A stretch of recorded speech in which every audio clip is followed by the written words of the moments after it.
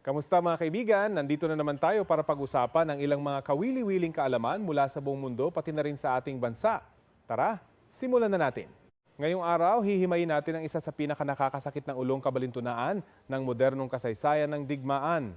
Isipin ang isang naglalakihang superpower na may dambuhalang budget sa depensa na umaabot sa higit 800 bilyong dolyar taon-taon, ngunit nahihirapang harapin ang mga sandatang kasing halaga lang ng isang kotse. Ang Amerika ay unti-unting nalulugmok sa isang malupit na war of attrition sa gitnang silangan. Dito, ang isang drone na nagkakahalaga ng 35,000 dolyar ay kayang pilitin ng militar ng US na magpaputok ng misail na nagkakahalaga ng 4 na milyong dolyar. Ito ay isang malubhang kahinaan sa sistema ng ekonomiya ng depensa.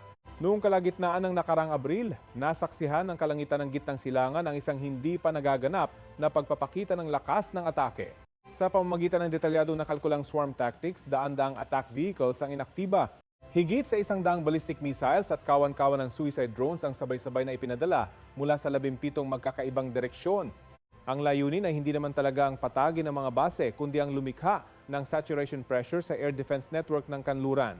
Sa pamamagitan ng sunod-sunod na pag-atake gamit ang napakaraming bilang, napilitan nilang paganahin ang mga defense system sa pinakamataas na kapasidad nito, inuubos ang mga bala at sinusubok ang limitasyon ng sistema. Tingnan natin ang istruktura ng serye ng Shahed suicide drones. Wala itong anumang komplikadong navigation systems o mamahaling stealth materials.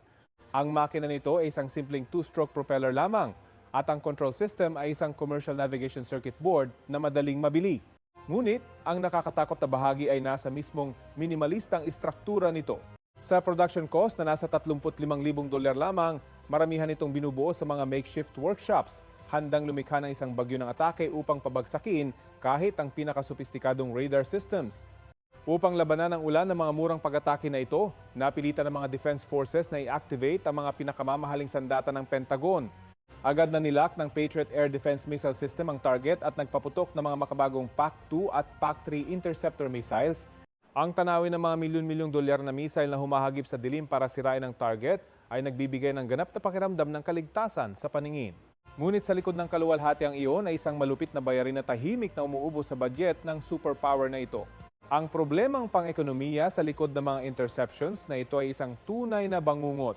Upang sirain ang isang 35,000 dolyar na UAV, kailangan gumamit ng Amerika ng missile na nagkakahalaga ng 2 hanggang 4 na milyong dolyar.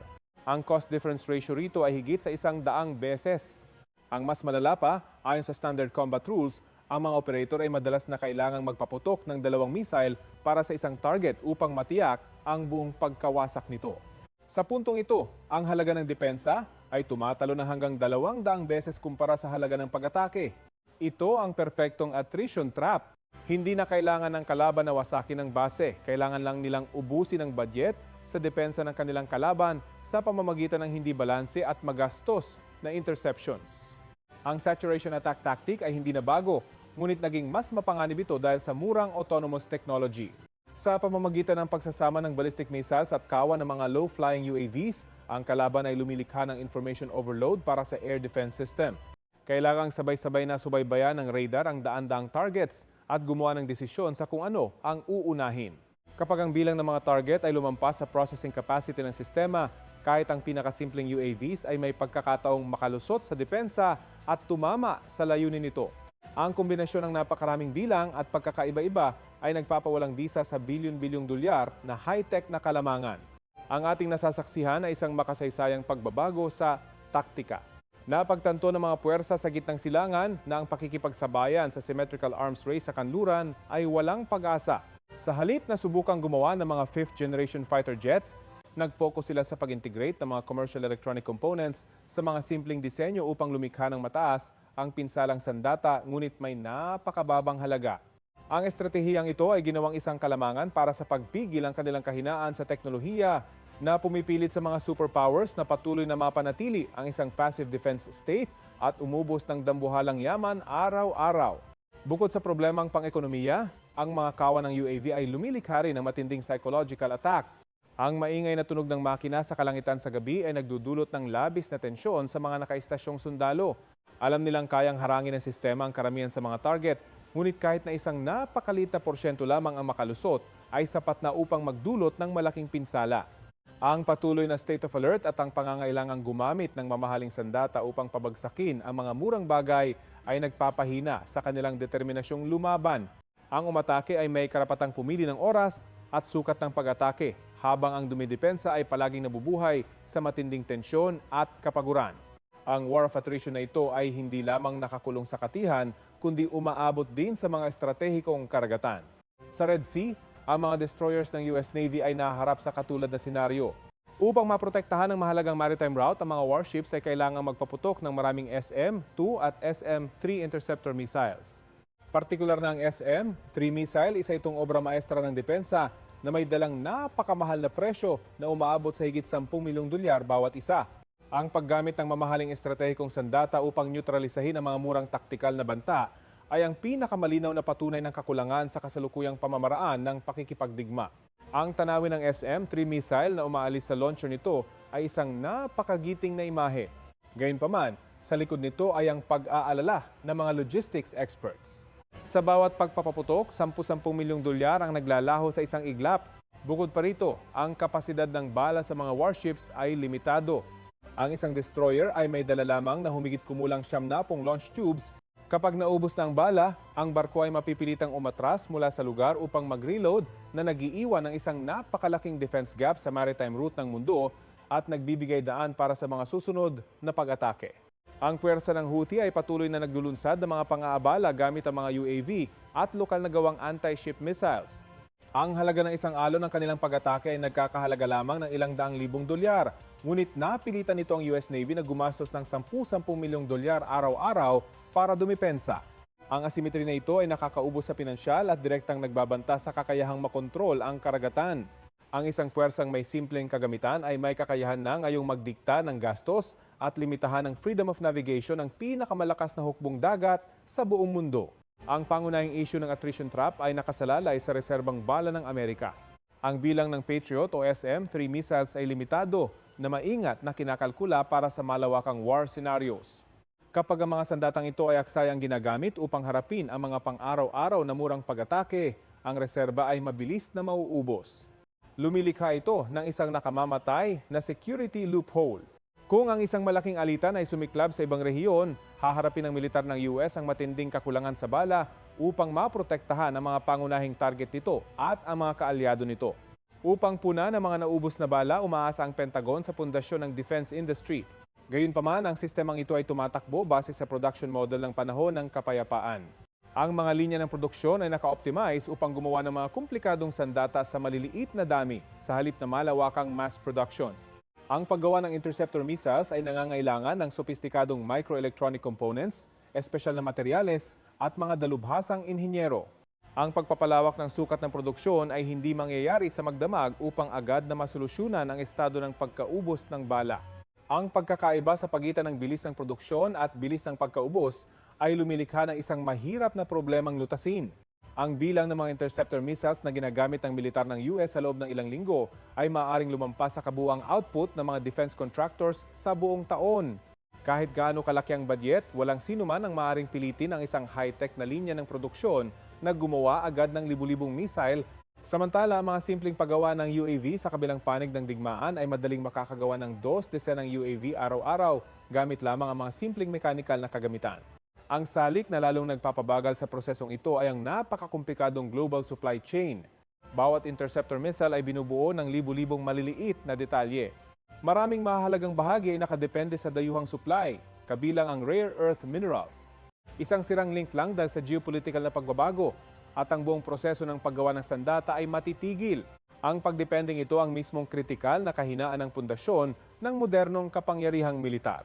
Oras ang pinakamalaking luho sa isang war of attrition. Upang matapos ang paggawa ng isang Patriot missile mula sa pag-order hanggang sa paglabas sa pabrika, maaari itong tumagal ng 18 hanggang 24 na buwan.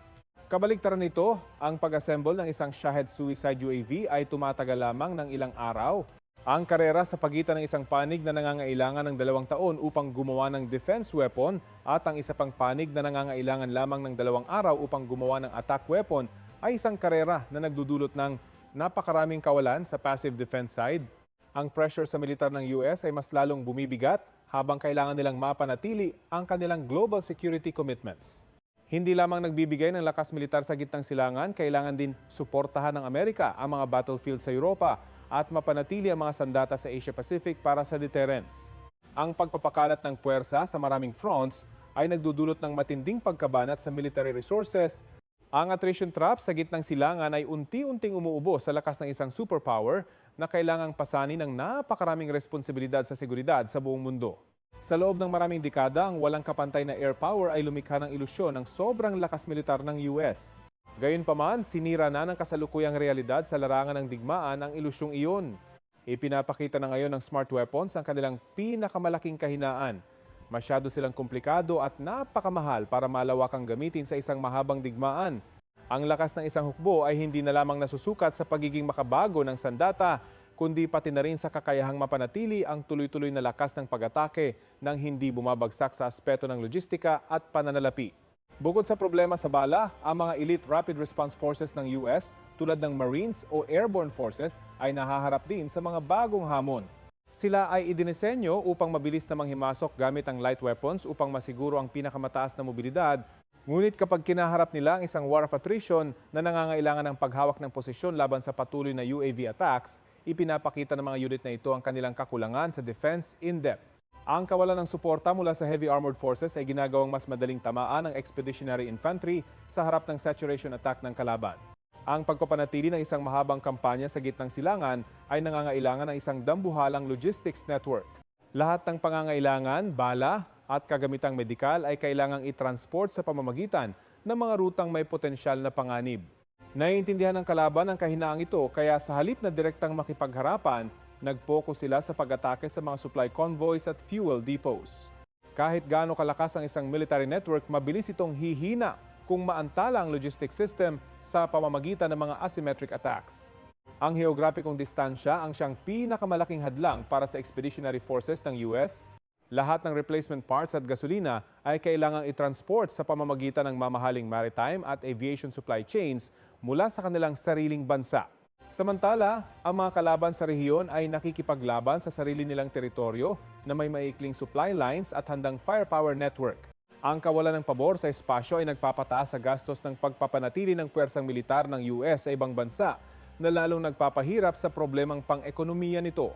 Ang mga naglalakihang base militar ng US sa rehiyon na dating simbolo ng lakas ay madali na ngayong nagiging pangunahing target. Ang pagprotekta sa mga malalawak na pasilidad na ito ay nangangailangan ng napakaraming sopistikadong air defense systems habang ang bilang ay laging limitado. Kailangan lang ituon ng umaatake ang kanilang puwersa sa pinakamahinang punto upang makapagdulot ng pinsala. Hindi maaaring isuko ng Amerika ang mga basing ito, ngunit ang presyo upang mapanatili at maprotektahan ang mga ito ay nagiging isang malaking pasanin. Ang simbolo ng pinakamataas na kapangyarihan ng US Navy, ang mga aircraft carriers, ay nahaharap din sa parehong paghihirap. Ang paglitaw ng mga anti-ship missiles at long-range UAVs ay pumipilit sa mga carrier strike groups na mag-operate sa mas malayo mula sa baybayin na nagpapabawas ng malaki sa operation range ng mga fighter jets. Ang pagpapanatili sa isang carrier strike group ay umuubos ng milyon-milyong dolyar araw-araw. Kailangan lamang pilitin ng kalaban ng armada ng US na mapanatili ang high state of alert at patuloy na mag-intercept at mula doon ay epektibong sinusunog ang defense budget nang hindi kinakailangang palubugin ang anumang barko. Tayo ay pumapasok sa isang bagong panahon ng asymmetric naval warfare kung saan ang isang armadong grupo na kumokontrol sa isang makitid na kipot, nilagyan ng commercial radar at murang anti-ship missiles ay maaaring mag-blockade sa isang international na maritime route. Ang mga suicide boats na nagtatarget ng bilyong-dolyar na warships ay ang pinakabuhay na pruweba. Kahit kaya pa ng Amerika na sirain ang mga launchers pagkatapos nilang magpaputok, madali pa rin itong maikakaila at mapapalitan ng kalaban na lumilikha ng isang walang katapusang cycle ng resource depletion. Ang lahat ng mga salik sa itaas ay lumilikha ng isang dilema para sa mga policymakers ng US. Kung palalawigin nila ng buong-buo ang labanan, haharapin nila ang isang malaking digmaan na may kasunod na mapaminsalang epekto sa ekonomiya. Ngunit kung patuloy nilang pananatilihin ang passive defense state, uubusin sila ng attrition tactic na ito. Ang pag-iingat sa paggawa ng desisyon ay nagpahina sa deterrence power ng US na nagbibigay sa mga kalaban ng mas maraming pagkakataon na isagawa ang kanilang mga pang-aabala. Ang konsepto ng strategic deterrence ay unti-unti nang nawawala ng praktikal na bisa nito. Magiging matagumpay lang ang deterrence kapag naniniwala ang kalaban na handa kang gumanti sa isang presyo na hindi nila makakaya. Gayunpaman, sa paggamit ng mga murang sandata, binaligtad ng mga puwersa sa gitnang silangan ng sitwasyon. Napagtanto nilang ang Amerika ay lubhang nag-aalangan sa isang malawakang digmaan at uunahin ang pagprotekta sa mga mamahaling kagamitan. Ang pagpipigil ng superpower ay sinamantala upang gawing mga strategic bargaining tools sa mga maliliit na pag-atake. Ang pinakanakakabahala ay ang pandaigdigang pagkalat ng teknolohiyang ito sa pamamagitan ng malawakang paggamit ng commercial components tulad ng GPS chips at 3D printing technology. Anumang armadong grupo ay maaaring gumawa ng sarili nitong precision strike force sa napakababang halaga.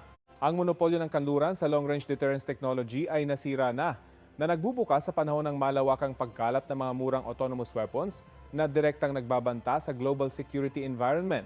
Ang sitwasyon ng Amerika sa gitnang silangan ay maingat na pinag-aaralan ng mga kalabang superpowers. Itinatala nila ang reaksyon ng Western Air Defense System at sinusuri ang mga kahinaan sa logistics supply chain.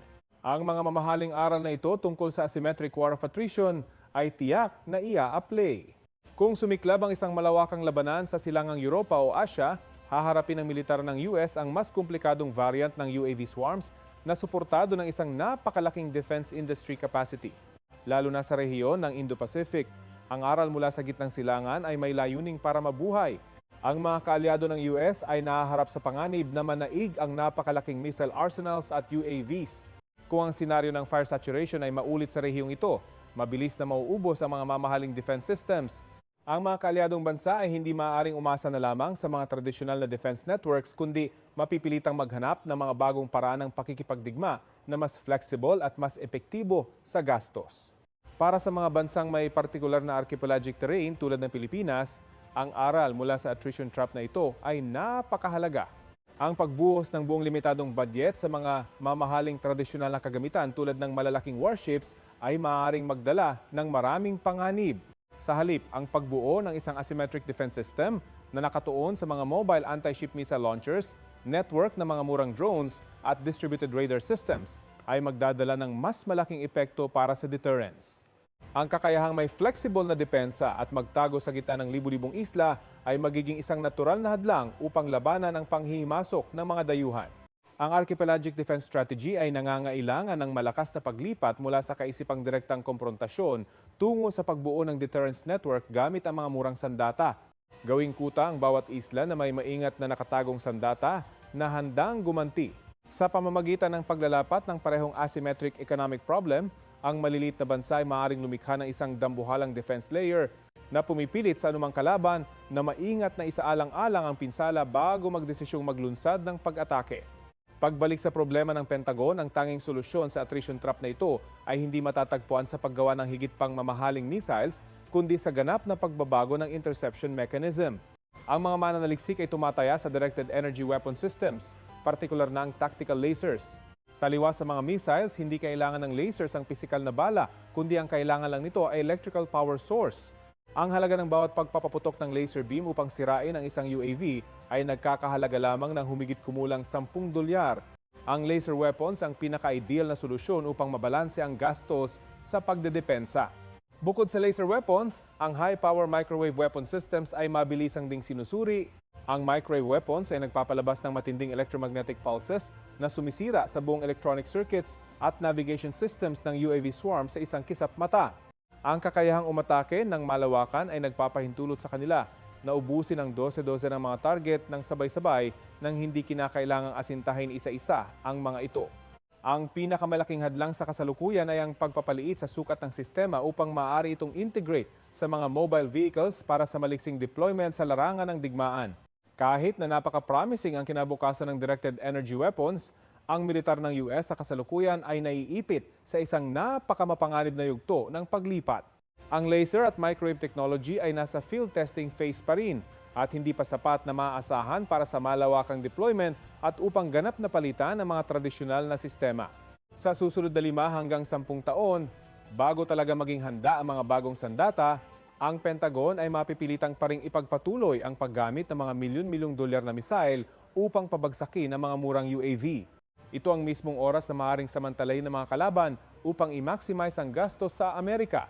Pinipilit ng makatotohanan ng kontekstong ito ang mga mambabatas sa Washington na suriing muli ang pilosopiya ng pamamahagi sa budget sa depensa. Ang pagbuhos ng labis na pera sa mga napakamahal na super projects ay kailangang pag-isipang muli sa panahong ang frontline defense system ay madaling ma-overload ng mga sandatang binuo mula sa civilian components. Ang paglipat ng budget patungo sa pagbili ng mga murang defense systems, smart artillery shells at pagbuo ng domestic UAVs ay nagiging isang madaliang pangangailangan upang makaangkop sa bagong kapaligiran ng digmaan. Tayo ay nakatayo sa harap ng isang makasaysayang pagbabago kung saan ang lakas ng militar ay muling binibigyang kahulugan. Ang lakas ay hindi na nasusukat lamang sa modernidad ng teknolohiya, kundi ito ay nakadepende na sa kakayahang tagalan ng pagkalugi sa pananalapi at sa kakayahang makabawi ng supply chain. Pinatunayan ng attrition trap sa gitnang silangan na sa asymmetric warfare, ang sinumang makakabisado sa pang-ekonomiyang problema ang siyang kokontrol sa sitwasyon. Ang isang superpower na may napakamodernong sandata ay maaari pa ring mapahina ng mismong kalakihan ng sarili nitong defense system. Ang kwento tungkol sa 35,000 dolyar na UAV na tinalo ang 4 na milyong dolyar na missile ay isang matinding babala para sa buong pandaigdigang seguridad. Ipinapaalala nito sa atin na ang sobrang pagtitiwala sa mamahaling teknolohiya ay palaging nagdadala ng napakalaking panganib sa aspeto ng estratehiya. Makaangkop kaya sa tamang oras at makakapag-adjust ang mga military superpowers upang matakasan ang attrition trap na ito bago mahuli ang lahat? Maraming salamat sa pagsama ninyo sa malalim na pagsusuri ngayong araw kasama si Kio. Huwag kalimutang i-like, i-share at mag-subscribe sa channel na Kawili-Wiling Kaalaman upang hindi palampasin ang mga susunod na matatalas na pananaw sa geopolitics. Paalam at hanggang sa muli!